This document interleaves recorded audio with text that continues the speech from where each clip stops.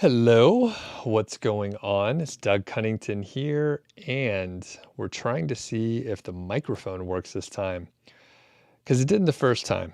So let me know in the chat. We do have Daniel on, and Marcus. They came from the other stream. I had to schedule this quick, and who knows if people were going to show up. We had a nice little crowd forming. And like I said, I have no idea if it's working. I literally use this mic a few times a week. I can't hear myself. I was going to say I do this a few times a week and literally have done the same setup, haven't moved anything. The one difference, I recorded a podcast earlier with the setup back there, and then I moved over here. Of course, I do that every week too, so it shouldn't have had any issue, but I don't know what's going on. However, the one thing that did change, which could have been the trouble, was there was firmware for the microphone that needed to be updated. So, maybe that's it. I don't know. All right, we're all here now. Thanks, everyone. One thing I love, we have Tomislav, Daniel, we got Brian, Marcus, Josie, Dan's on too. What's up? We got Rick, Gaz is here, and John. I could take the headphones off. Someone says I can't see anything. Maybe it's going to show up later. I think I could see myself over here, so that's always good. But other people can see probably. You would have told me already. All right, we don't have a topic for today, which makes it fun. We can just kind of freestyle, see what comes up here. If you have questions, you can ask. Couple quick things.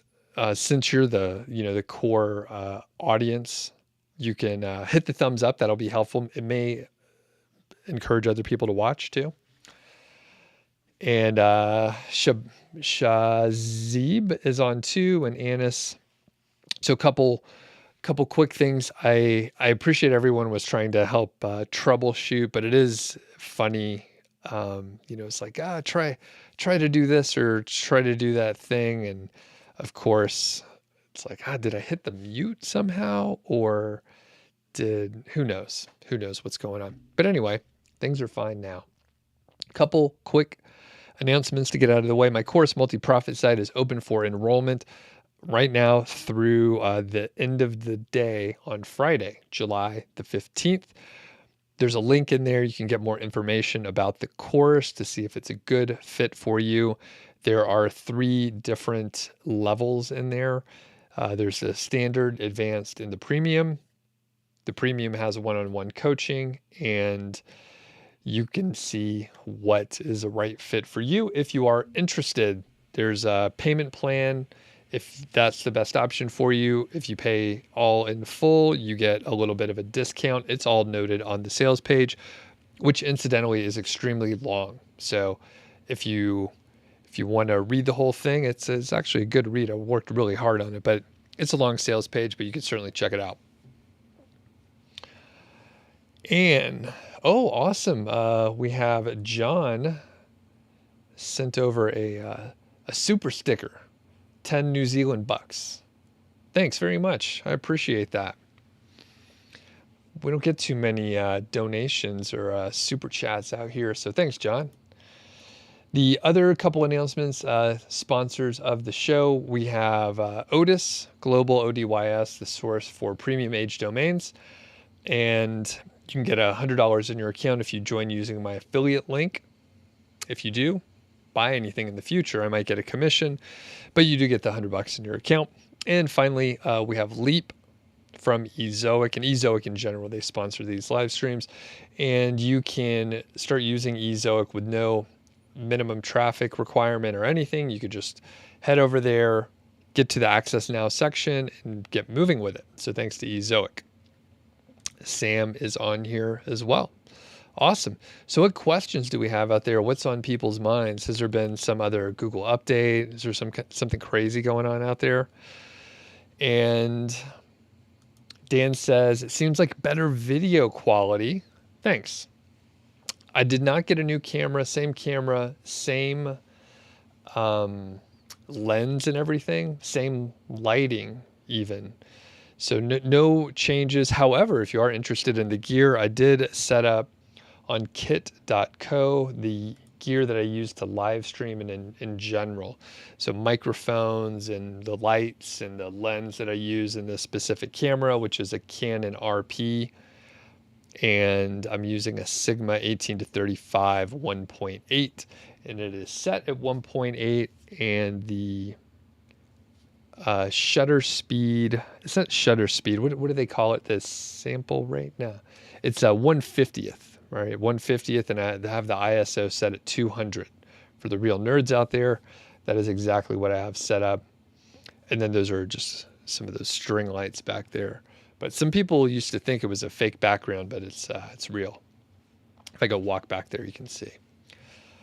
All right, Kazi's on also. So if we don't have too many questions, which they'll start flowing in a second here, but I went to a retreat over the weekend. So I know a while back I started talking about going to live events and stuff and how the community is really awesome. So I went to a retreat over the weekend called Camp Fi. It's all focused on financial independence. You know, Mile High Five is my other podcast. And the place was in the Colorado Springs area. It's about 55 people or so. They're all personal finance nerds, and some people are FI and they've retired, years ago. Other people are like just getting started. There was one lady who, she was 24, an engineer, and she was like, yeah, I'm into all this stuff, but I don't have people to talk to back home about this. No one knows, my friends are not interested in all this stuff. But it was like the right people.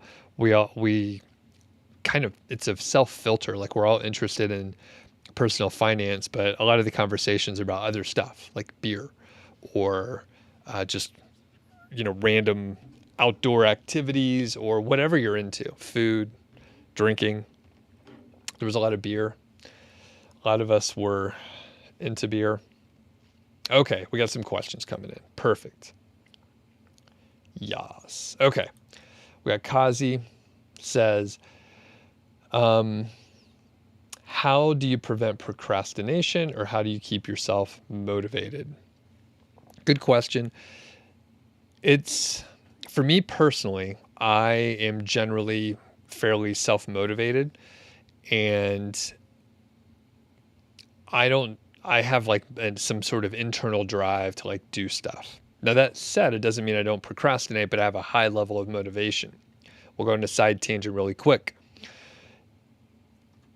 I do have this like sort of higher level of motivation. A lot of people have it, but I'm like pretty self-motivated to the point where now that I don't need to work as much, I don't have to work at all, I'm still inclined to do stuff and be productive.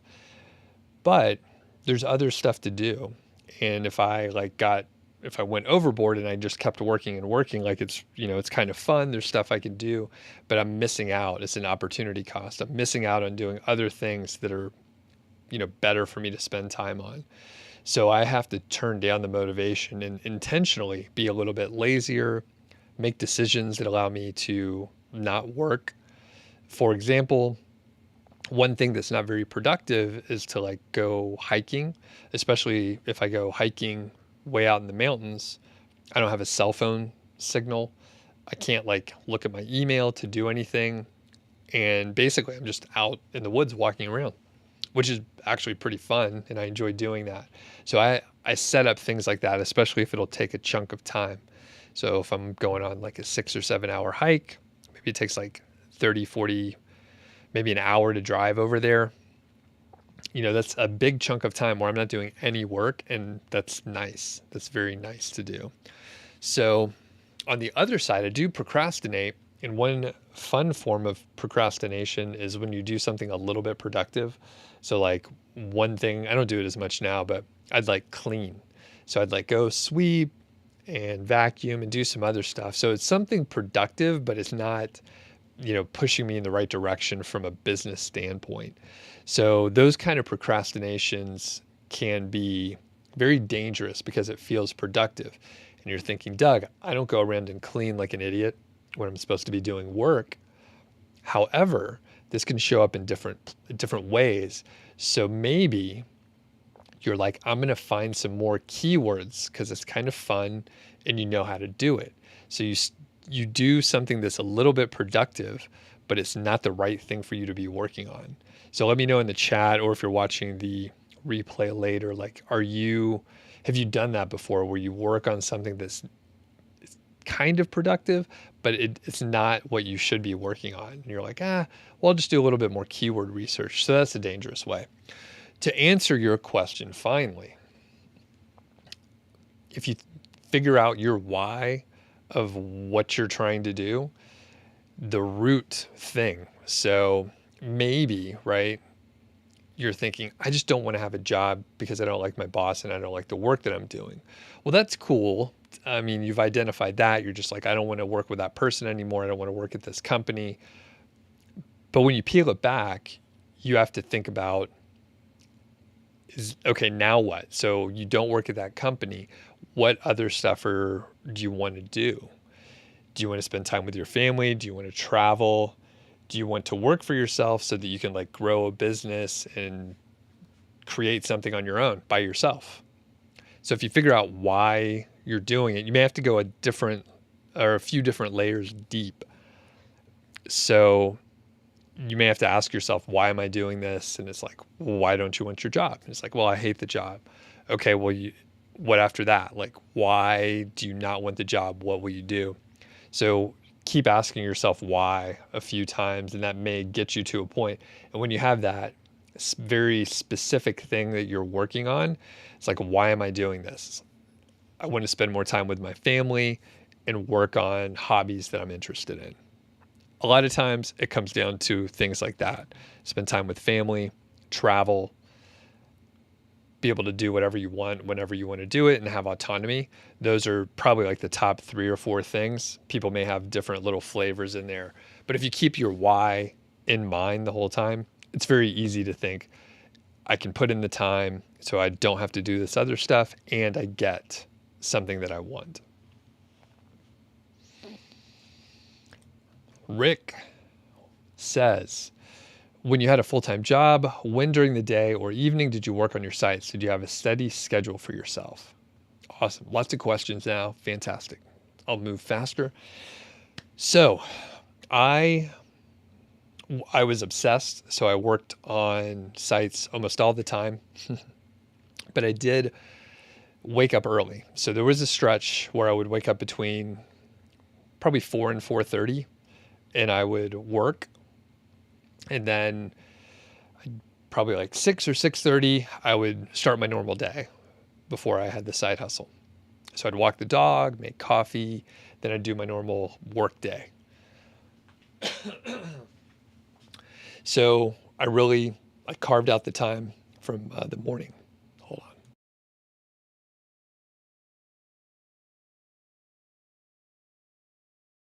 Okay. Hopefully my voice will stick around. I don't know what was going on with me earlier. I was chatting with my friend, and just my voice started cracking up. So hopefully this is not a thing. I have to talk a lot normally. So I also worked on the sites in the evening some, maybe like, I don't have kids, but imagine it's after the kids go to bed. So depending on what was going on, I wouldn't do that every single day, but if something was going on, I'm like, you know what? I could do like 45 minutes or an hour and a half more this evening. And I would say maybe 1 or 2 days a week, I would do that. So the weekends, when those came around, I would also wake up a little bit earlier, do some work, have a normal weekend, and occasionally I would work, 5 or 6 hours on the sites over the weekend. And it wasn't constant, but there were definitely periods where I put in a big chunk of time. So what about you, Rick? What are you trying? When are you able to carve out time? And it says, what's the easiest way for link building? Probably I'm assuming you mean doing it yourself. So probably the easiest way. It's tough. It's tough. So I'll give you a couple options. People judge things as being easy in different ways. So some people do like sending out emails and doing guest posting. So you could send out massive numbers of emails and really just try to blanket the internet and get guest posts. I don't know if that's as effective from a ranking standpoint these days, but it's very clear, you're trying to get the links. The thing I've been pushing more recently is networking for the sake of networking, building relationships, and then letting those links and other benefits show up sometime in the future. So you may not get links right away, but you'll probably get better links over time than people sending out emails. And the other is kind of related to the networking, but to just go on social media and connect to people that way versus sending emails, which so many emails are sent, people just don't reply back. And yeah, it's tough. I would maybe avoid that specifically. All right. And Anna says, by the way, I get my pages back to the SERP. So I think, are you saying that your site's recovered or something like that? Not quite sure.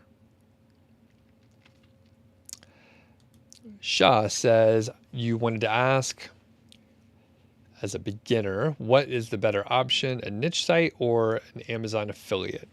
So I think, those are not mutually exclusive. Niche site can promote via Amazon. The easiest way to get started is Amazon. That's like the easiest affiliate program. Conversion rates are really high. There's tons of products, extremely low friction to purchase anything.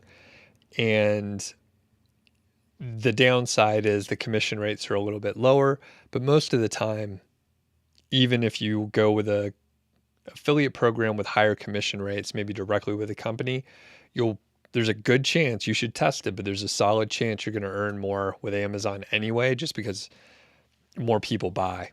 The volume is there. When you say niche site, you can have Amazon affiliate as a monetization piece for your niche site. You can also have display ads as well. So that's totally fine. Ninja says, you had a quick check. It seems like there are only monthly payment options. There's a link. So there's a link that says one-time payment or save a certain amount. So you can see the one-time payment. So if there's links throughout, or it's right next to the button, so you can get to it that way. If you go to the checkout page for multi-profit site and you see the payment plan, there should be a link in there to go to the one-time payment. So you could save, I think it's around 15% or so. It varies from something like 14 to 16%. I had to make the math work out, basically.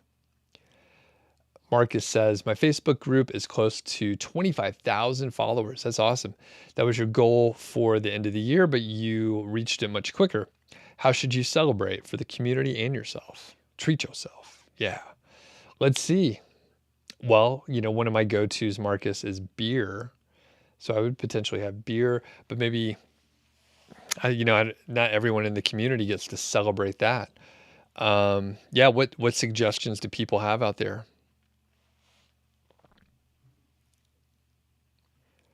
All right. In John's seconds, you want to hear the answer to that thing I just said?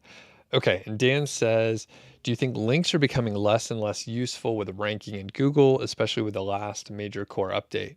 It seems like with each update, links don't seem as powerful as they used to be. I don't get that feeling at all, especially here's the thing, when you look at sites that do have a lot of links, and I'm thinking of a couple examples. So I interviewed Ron Stefanski about the 1 Hour Professor a few months ago, and he worked on link building for about a year and a half and got really high quality, high authority, high domain rating links. And his site and traffic, it grew a ton, and the earnings went up by a huge amount. And the thing is, I've seen that over and over again. It seems like if you put the time in with certain, and I think it's maybe industry dependent or niche specific, but in certain industries, like the other sites have links, so you're going to have to get them somehow. So I've seen no indication that links are less important than they used to be.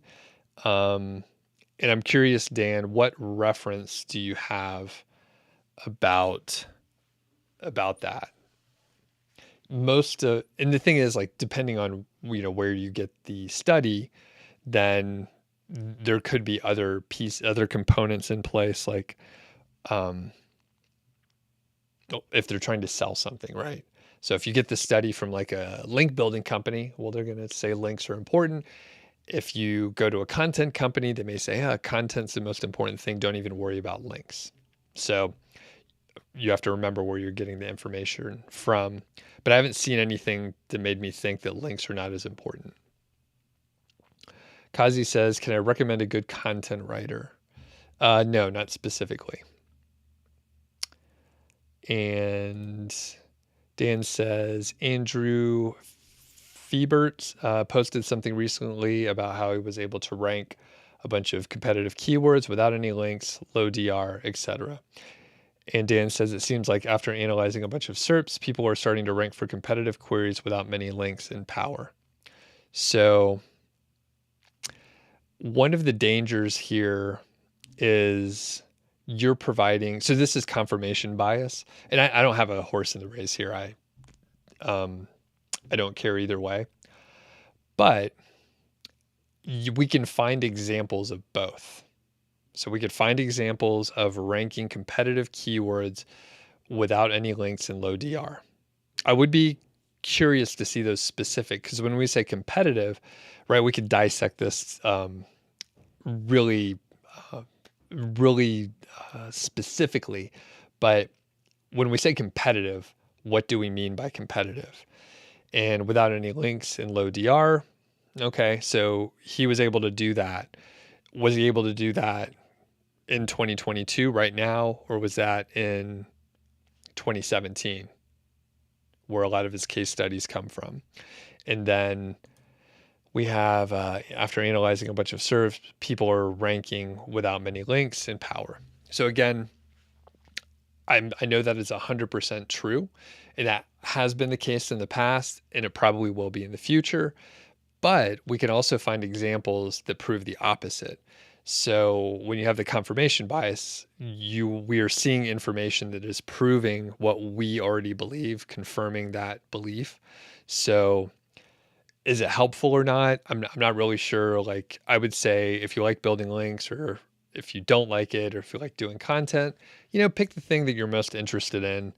But Google uses links. And if you check out some of the most competitive niches, like the one that Ron Stefanski is in, there's a bunch of marketers, and they're out there getting a bunch of links. So you can't really compete if you don't do that. All right. Zach says, isn't a side tangent just a way to procrastinate answering the question? Yes, it is. All right. Gaming says, I have added sponsored rel for my Amazon blog. Okay, so that's the HTML little notation for the link for people that don't know, that Google wants to have for the links that we have. So you've added that for your Amazon blog. For posts, that post not even reflecting or ranking, what's the right way for Amazon blog? Which rel sponsored or no follow? Turns out it probably doesn't matter. You probably don't have to do either. If people disagree, be sure to put it in the chat or leave a comment. Google says a lot of stuff, but I think they kind of, I mean, if it's a link to Amazon, like they know it's a link to Amazon. Kazi says in the beginning, how much time did you use to give to your blog? I don't remember.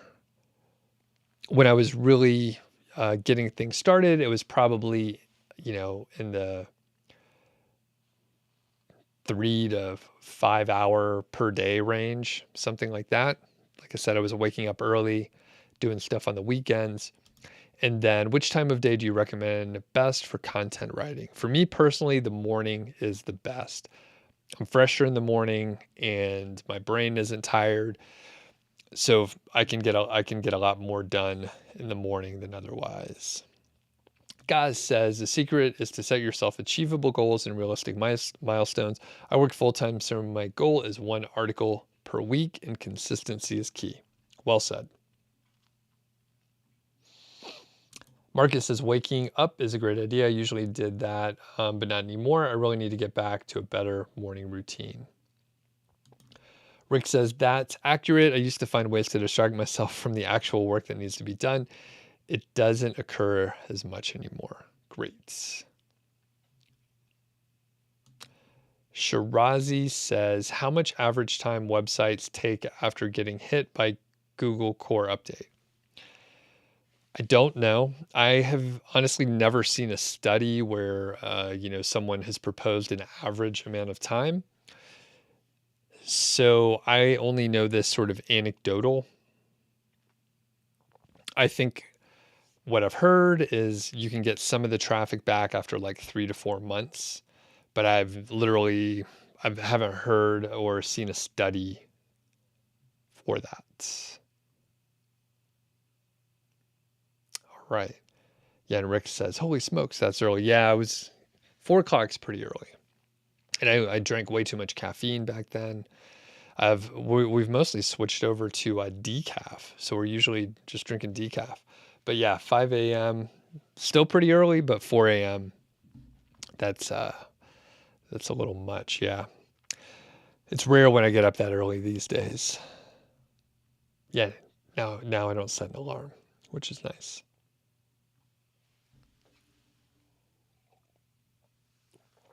Okay, Constantine, what's up? I would like to ask if I use Updraft Plus for cloud backups. Will I be required to open my site for the update to be uploaded on cloud, or is it automatic? I have no idea. If anyone knows any of those things, feel free to answer back to Constantine. But I suspect if you read the documentation, it'll tell you that. I also, if I had to guess, your site doesn't have to be like you don't have to be logged in. I think it's a job that'll run on its own, but certainly check that out. Jason, what's up, man? Good to see you. How many blogs do I have? A few, less than 5, but more than a couple or so. Isis says, what would you say we should focus on most in our blog? KWR, is that keyword research, content, or link building? I have a hard time knowing what to spend most of my time on.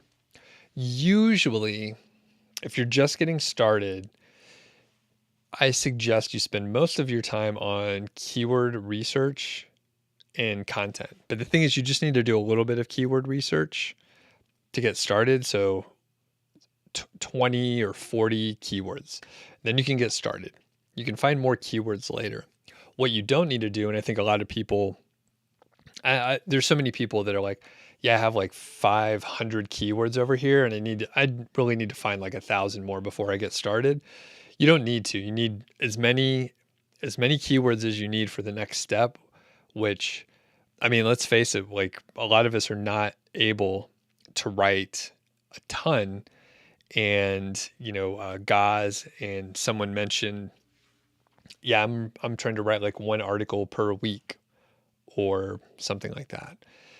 Well, if you're only writing like 1 or 2 articles per week, then a handful of keywords, 20 or 40 keywords, that's enough to get you through a few months. So you don't need to spend too much time on keyword research, just get enough and then move forward. Content versus link building. Well, if you're starting off, writing content is really where you should be spending your time. If you have the ability and unlimited resources, you could link build and publish the content in parallel as soon as you start. And if you have the budget and you have the resources, then that'll work best, most likely. If you need to spend your time on just one of those, then content is going to probably pay off more quickly, especially when you are started. Once you have a lot of content, you may want to spend more time on link building after that. Rick says evening after work is when you work on the site, and weekends as well.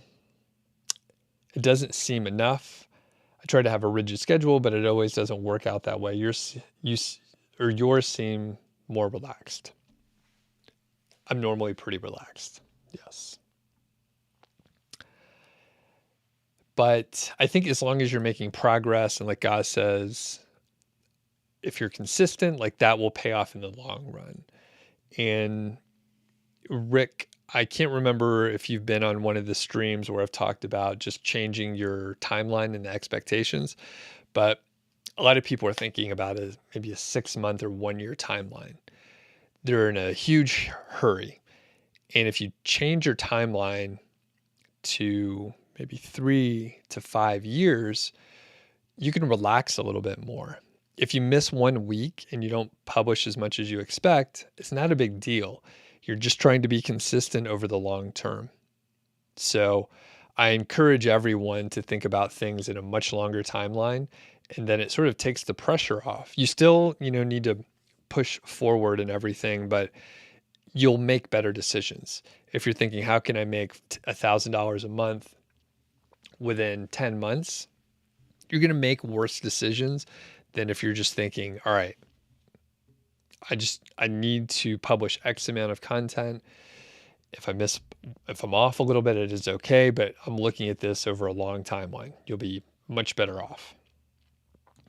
Kazi says, I'm out of keywords. What should I do? Find more keywords.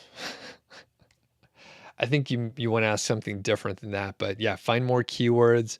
You can also expand out a little bit from your topic area. Hopefully you've listened to what I've said before about branding your site in a broad way so that you have the ability to grow your site into other areas and not too narrow.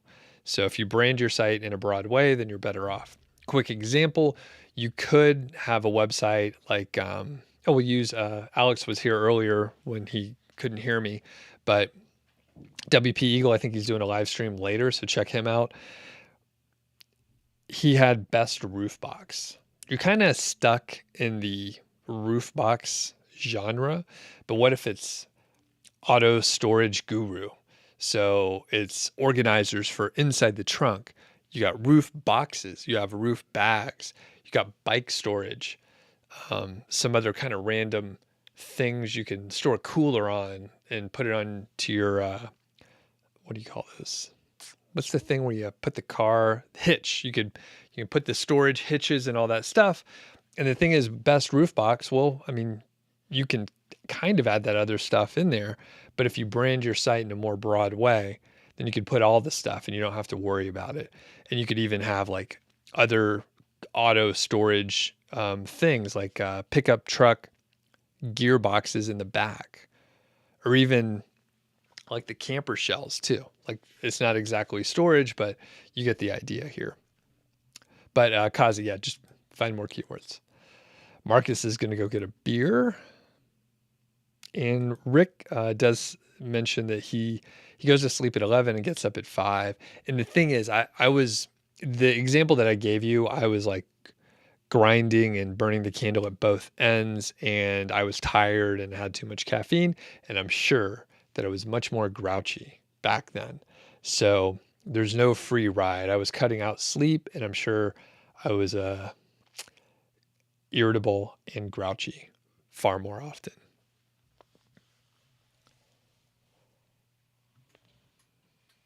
And I see Akash says, tell me about keyword research, but I will push back and say, can you ask a more specific question? Right now, I don't think it'll be effective for me to give a broad overview on keyword research. So if you have a specific question, you can ask. Or if people in the chat want to say all they know about keyword research, they can. Oh, and Jason says, you do a giveaway for the Facebook community. Yeah, that's cool. Good idea. John says, last Saturday you did keyword research on a post. You took pictures of pull-up bars at nearby parks for the keyword. 2 days later, my site ranked #1 over a council website and other local calisthenics sites. That's cool. Very cool. And I think it's one thing that we don't emphasize as much, but like those original images, I think go a long way, especially when you're thinking about product reviews, because everyone's using the same photos for products, just the stock photos from the manufacturer maybe, or whatever is displayed on Amazon or whatever affiliate program. But the thing is, if you have your own original images, from Google's standpoint, that's good. It shows like you're doing original research and stuff. Biz says, my site is 53 informational articles.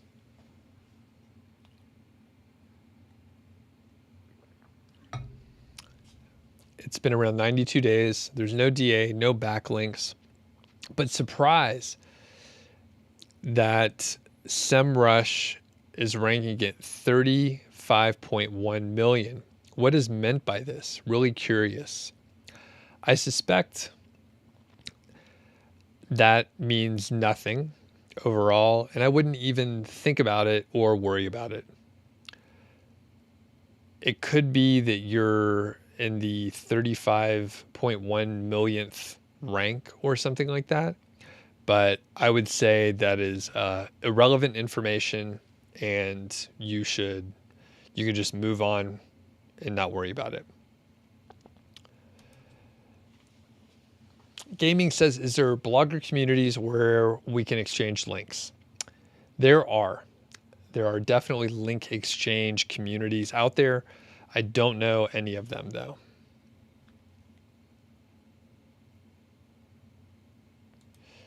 And John also says, I could see my post answered the question and you got a number 3 on a 3-month-old site. Very cool. There's excellent opportunity for tomb rating poor local sites with poor content, often high DA. You can still beat them and get links later down the line. Awesome. Sam says, you're a night owl. He is a night owl. I would be so grumpy if I had to wake up at 4 and would need coffee via an IV. Yeah, like I said, I was drinking a lot of coffee back then.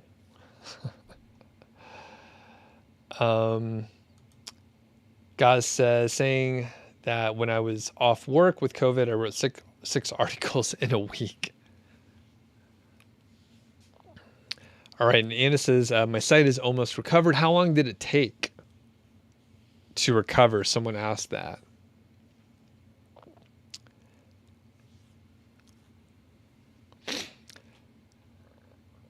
God says to check your top competitors and see what keywords they're ranking for and then write better content. Oh, Brian, what's up? Okay. Do you have a specific process you follow after uploading a blog post to promote that post on social media? No. You could do that on Twitter, Facebook, maybe Instagram. Do you manually post to social media?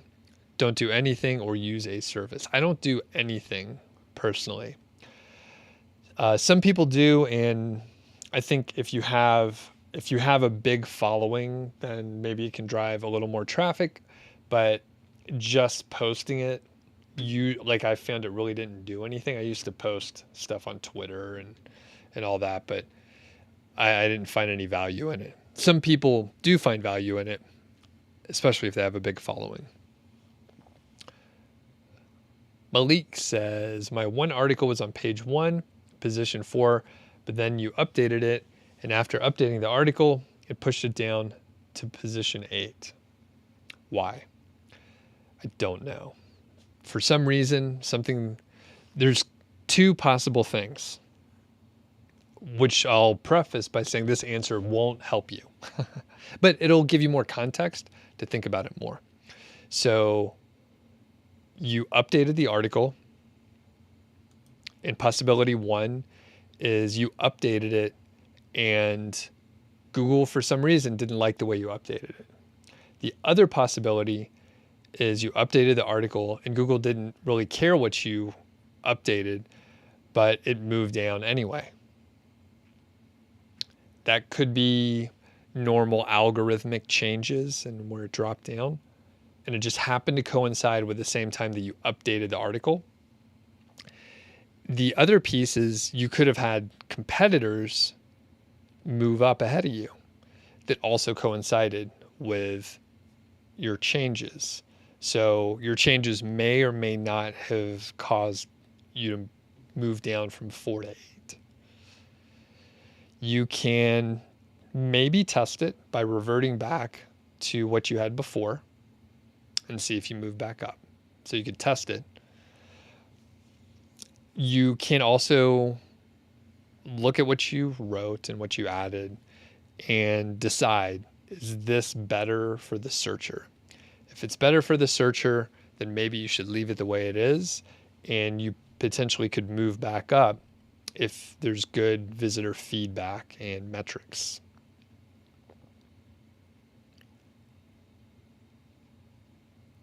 Rick says, you'll have to look at the episode where you discuss changing expectations. You're just trying to find a better groove. Writing is not an issue, but time is limited. Okay. Yeah, and I think that totally makes sense. There's only so many things we can do.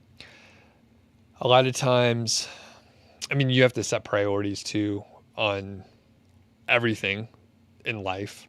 So one thing that has been interesting is like some people are like, I want to work on this and I want to work on that. Or it could even be like multiple sites and they're thinking, I want to work on, these 4 different sites. And you have to prioritize. You can work on 4 different sites, without a timeline. You could just say, hey, I want to get all these sites going. And the thing is, you may have to work on one of them at one time, no others, for like a couple years, and they'll be in a great state. And then you can work on the next one and the next one. The problem is, especially when you look at like the grander scale of things where like maybe you want to work on a couple different hobbies. You want to do something with your kids and you want to start a side business. And you can do all of those things. You potentially could do all of them at the same time. But when you start layering on more stuff, you may have to give up one of your hobbies because you're focusing on another one, plus your other commitments. So you kind of have to look at everything all together.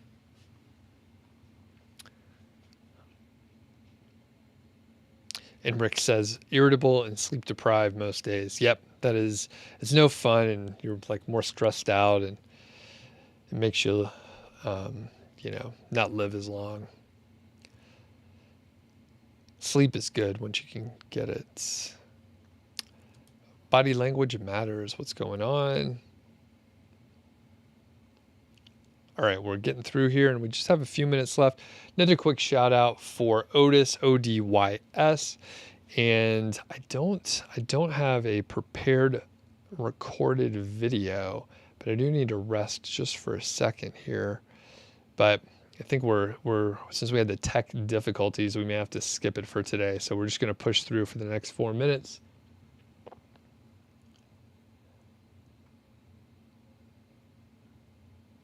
All right, John says, top quality content is the best focus, answering the keyword with a relevant answer. Do research and try to put in charts and original photos. and do those SEO tricks like internal linking and external link with well-formatted posts and bullet points, H2s, H3s, and so on. Gaz does not have a YouTube channel, but he's in the chat here often and over at WP Eagle, which I think Alex is going live later, right? Right. Oh, Tony's on. What's up? Yeah, I did have a good vacation couple days back. I was down in Colorado Springs, and then before that I was in San Diego, and that was really pretty fun. I think maybe we may have published that episode on the Mile High Fi podcast, which I think the t-shirts are available now. I'll put a link in next week, but I heard my friend Carl, the co-host, I think he said they were out of some of the material or something like that. So some of the shirts were out.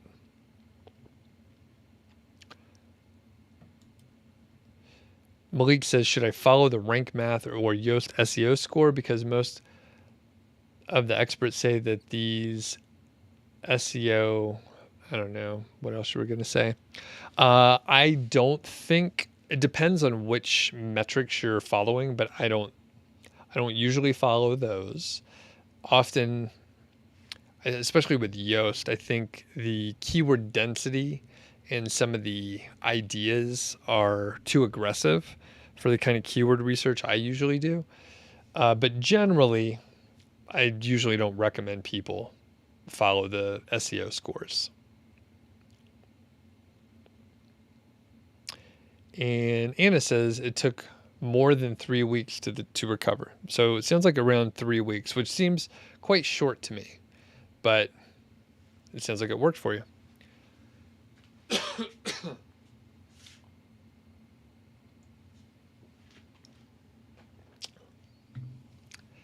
I'm going to have to get my voice a rest coming up here. All right. Let me mute just for a second.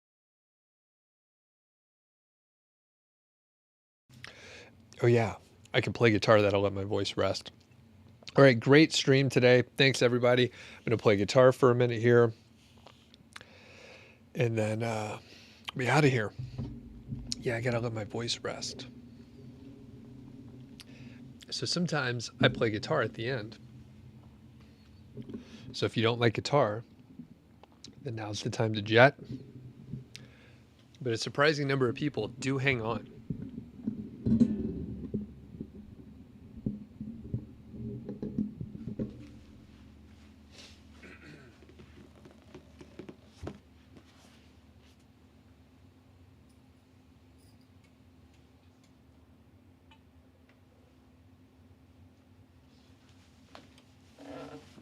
Please check out the sponsors. There's links in the description there. They support the shows. So even if you're not going to buy anything, you can hop over there, shoot them an email. I know it'll take a second. Let them know that you appreciate them sponsoring the shows. It helps out.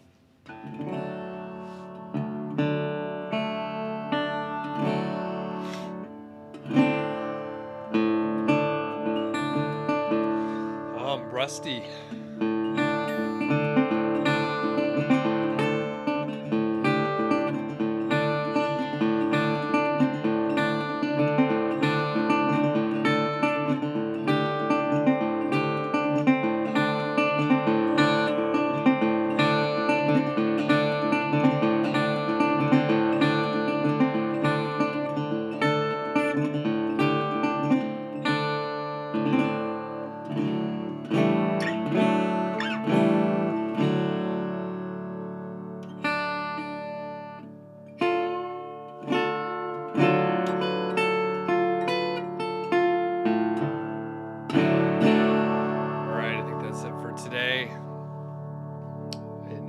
Hop over to Alex's and we'll catch you next week.